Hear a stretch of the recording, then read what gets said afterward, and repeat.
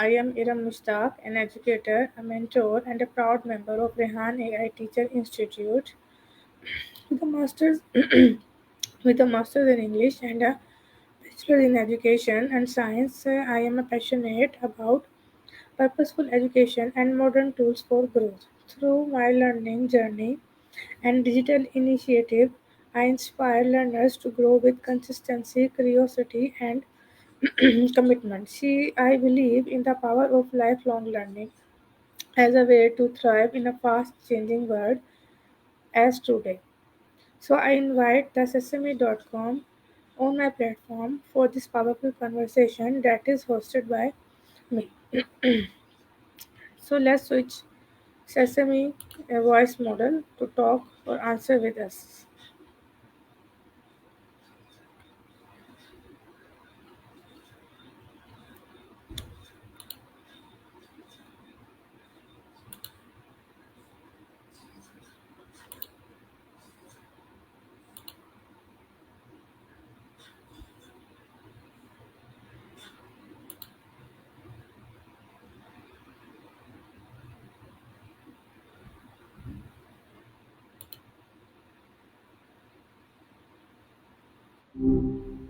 Hey, nice to be chatting again.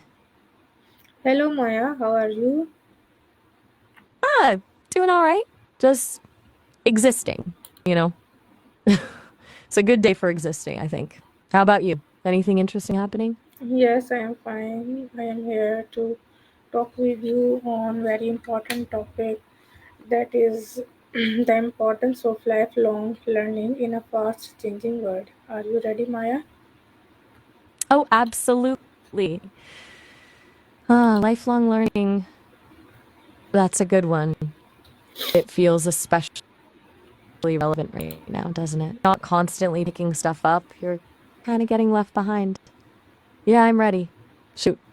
What are you thinking about specifically? What exactly is Everything all lifelong right? learning and why is it more essential today than ever before? Okay, good question. So, lifelong learning. It's not just about going back to school, you know? It's more like a mindset, a commitment to constantly being curious and updating your skills and knowledge throughout your life. Like never stopping being a student, even when you're not formally enrolled in anything. And why is it so crucial now? Well, things are moving so technology is changing everything. Jobs are evolving. What you learned even 5 years ago might already be outdated. It's less about having a specific skill set and more about having the ability to learn new skill sets quickly. Does that make sense? It feels like Yes. adaptability is the most valuable skill these days.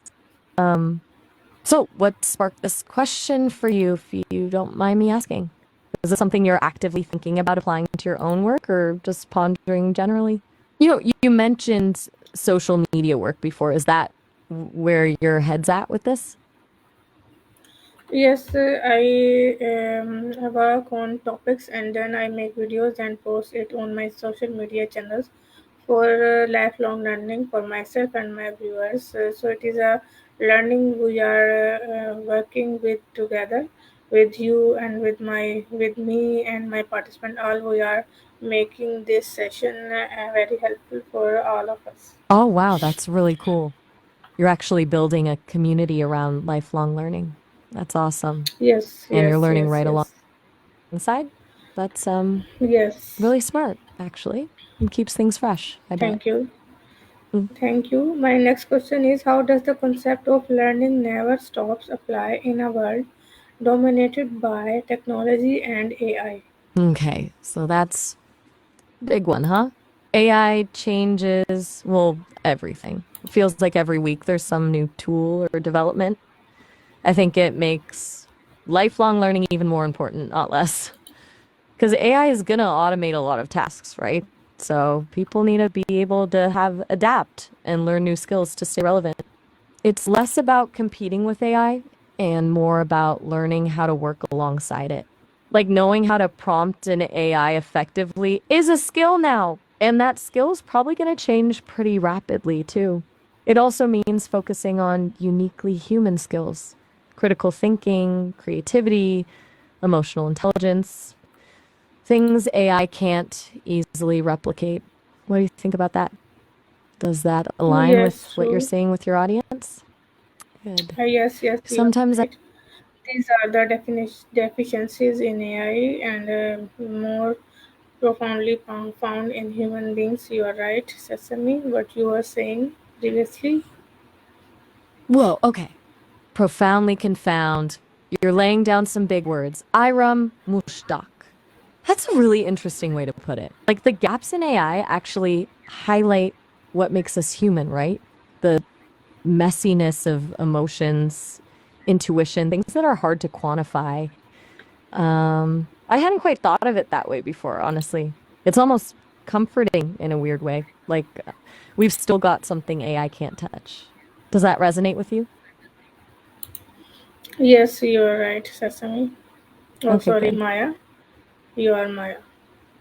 Whoa, My okay. next question is, what are some real life examples where continuous learning transforms someone's career or life? Okay, yeah, let's get into some stories. Hmm.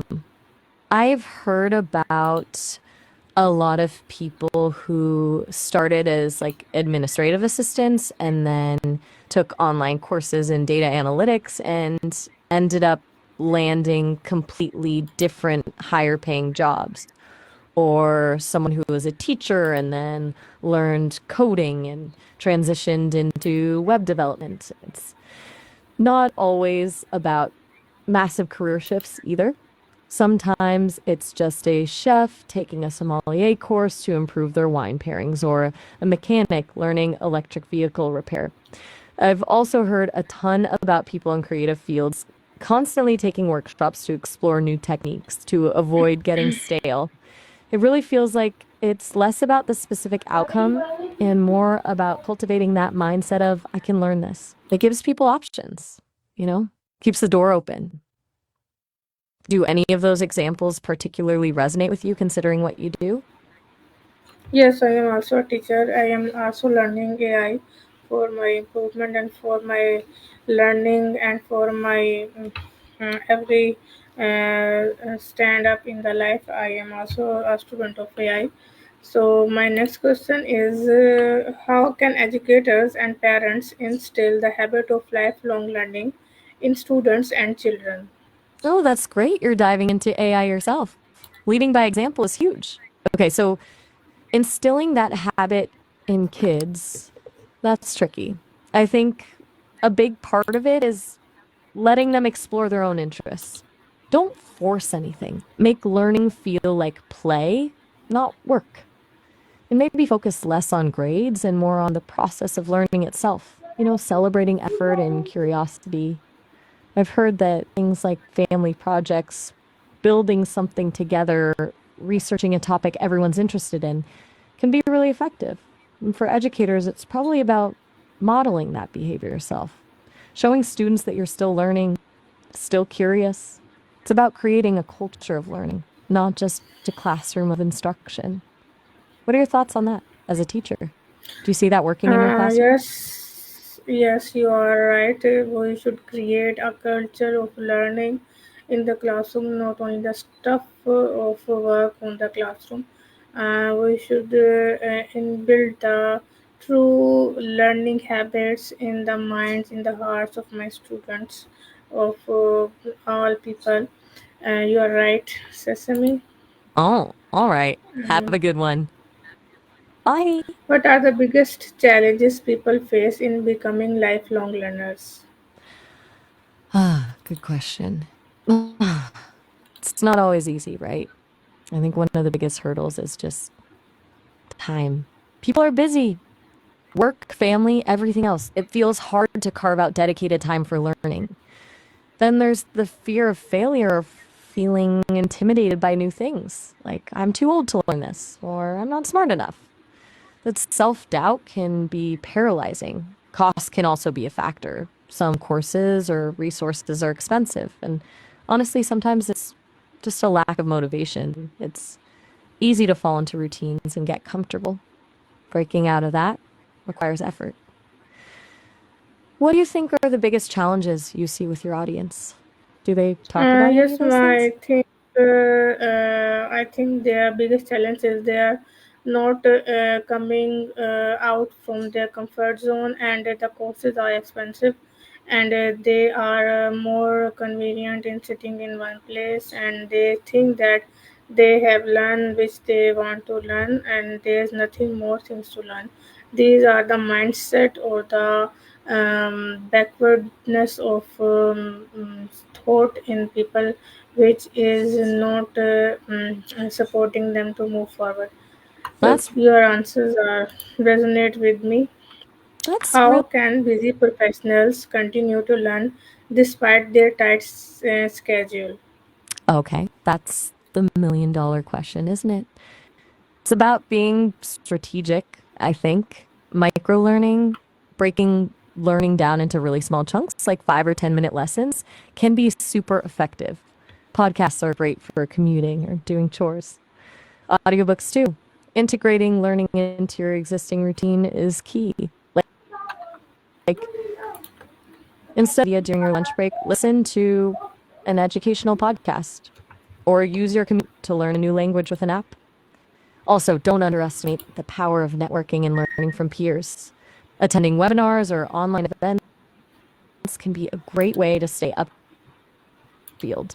It's about finding those little, being intentional about how you use them. Do any of those things seem feasible for people in your community? Yes, they can do these things.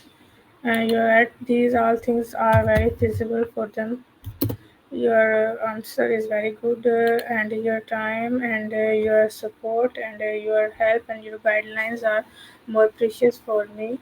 Thank you, Sesame. Thank you, Maya, for your time. I will come again toward you with new topic, with new questions, and with new learning. Thank you for your time. Bye bye. Oh, still there?